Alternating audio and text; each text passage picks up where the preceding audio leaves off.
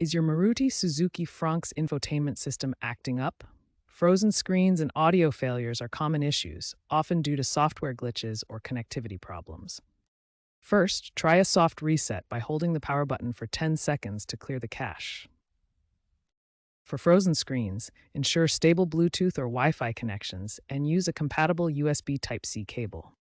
Audio failures might stem from loose speaker wiring or system overload.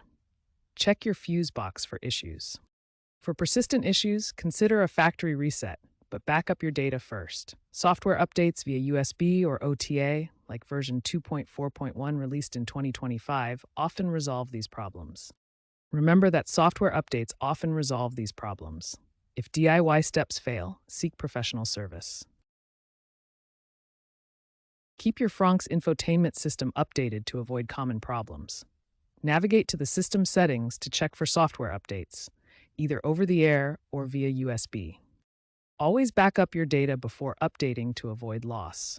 Many frozen screen or audio problems are fixed with these updates.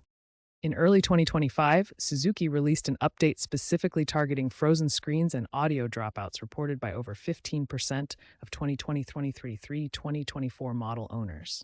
In April 2025, Suzuki recalled 10,000 units in India for a software bug causing random freezes, offering free updates.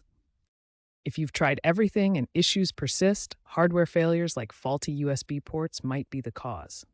Contact Maruti Suzuki support for warranty claims, especially since extended warranties for infotainment components now exist, 5 years or 100,000 kilometers.